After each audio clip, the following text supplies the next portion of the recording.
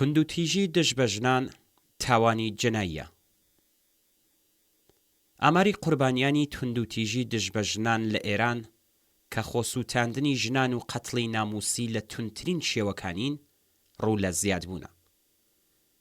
بەپێی لێکۆڵینەوەی توێژەرانی زانکۆی زانستیە پزیشکیەکانی ئێران کە لە 5 شاری تاران، مەشهەد، تەورێز، شیراز و ئەهواز ئەنجام دراوە، توندوتیژی نسبەت بە ژنان لە سەردەمی بڵاوبوونەوەی نەخۆشی کۆڕۆنا یەکجار چۆتە سەرێ.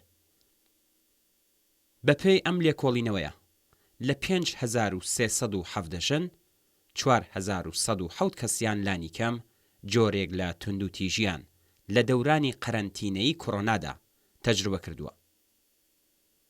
لە ناو ژنانی توندوتیژی دیتوودا 91.2% توندوتیژی دەرونی، 68% توندوتیژی جەستەیی، 42.6% توندوتیژی سێکسی و 38.2% توندوتیژی زیاناویان تەجروبە کردووە. ئەم لێکۆڵینەوەیە نیشانی دەدات کە توندوتیژی دژ بە ژنانی لاوتر کەم خوێندەوارتر و بە پشتیوانی کۆمەڵایەتی لاواسترەوە زیاتر لە باقی ژنانی دیکە بووە. بەم پێیە ئەزموونی ئاستی توندوتیژی دژ بە ژنانێک کە پێگەی ئابووریان لاواز بووە 4 بەرابەر لە ژنانی خاوەن پێگەی ئابووری باش لەسەرتر بووە. هەروەها بەپێی ئەم لێکۆڵینەوەیە توندوتیژی لەگەڵ بەکارهێنانی سیگار، ئەڵکۆڵ و ماددەی هۆشبەر پەیوەندی ڕاستەوخۆی هەیە. ئاکامی ئەم لێکۆڵینەوەیە لە ژێرناوی تاوتوێکردنی توندوتیژی ناوماڵ و هۆکارە پەیوەندیدارەکانی لە سەردەمی پەتای کۆیدی 19 لە ناو ژنانێکدا کە سەردانی ناوەندە تەندروستی و دەرمانیەکانی ئێرانیان کردووە بڵاو کراوەتەوە. لە مانگی خەرماناندا سەرۆکی بەشی فریاکەوتنی کۆمەڵایەتی ئێران لە کۆبوونەوەیەکدا ڕایگەیاند کە لە سەردەمی پەتای کۆیدی 19دا تێک هەڵچوونی کەلامی و ڕەوانی بنەماڵەکان کە تا بەرلەم پەتایە لە پلەی 5ەم و 6ەمدا بوو گەیشت بە پلەی یەکەمی کێشەکانی پەیوەندیدار بە فریاکەوتنی کۆمەڵایەتی. ئامارێک کە لەلایەن ناوەندی ئاماری ئێرانەوە لە مانگی خەرماناندا بڵاو کراوەتەوە نیشانی دەدات کە لە ساڵی 1399دا 8187 کەس بەهۆی ئازاری جەستەیی لەلایەن پزیشکی یاساییەوە پشکنینیان لەسەر ئەنجام دراوە کە 77096 کەسیان ژن بوون و ڕایانگەاندووە کە لەلایەن هاوسەرەکانیانەوە ئازار دراون. بەواتایەکی تر سەهمی ژنان لە کۆی ئازارە جەستەییەکان 96% بووە.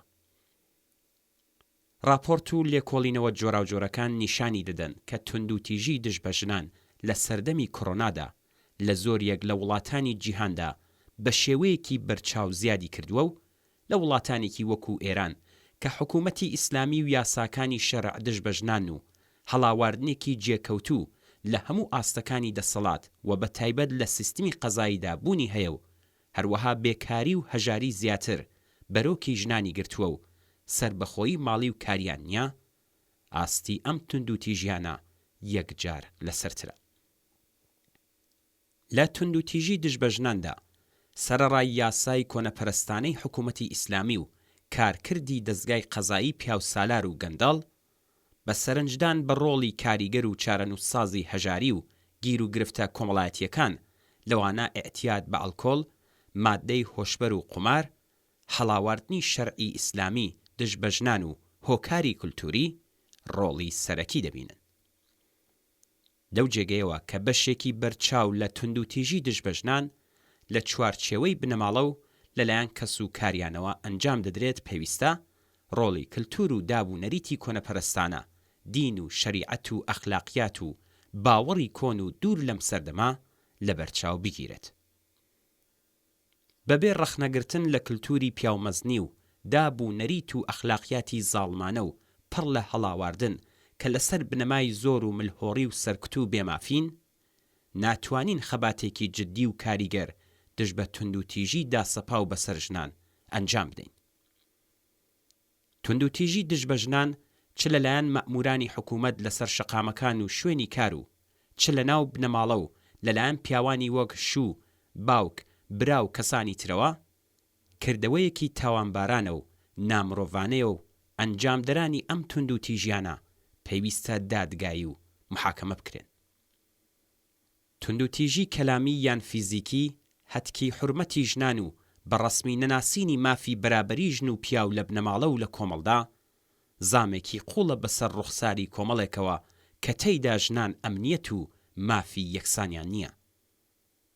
دەسەڵاتی ئیسلامی ئێران بە یاسای کۆنەپەرستانە و پڕ لە هەڵاواردن دەست بە ژنان، دەخاڵەتدانی شەرع و ئاین لە یاساکانی کۆمەڵ، هەژاری و بێکاری لە هەموو بوارەکانی کۆمەڵایەتی، ئابووری سیاسی و بنەماڵەییدا ژیانی لە نیوەی جەمعیەتی کۆمەڵ کە ژنانن سەخت و دژوار کردووە. ڕووخاندنی کۆماری ئیسلامی و کورتکردنەوەی دەستی مەسهەب لە یاساکانی بەڕێوەبردنی کۆمەڵ مەرجی پێویستی وەدی هاتنی بەرابەری ژن و پیا و کۆتایی هێنان بە بەربەریەت و تونند و تیژی دژ بە ژنانە.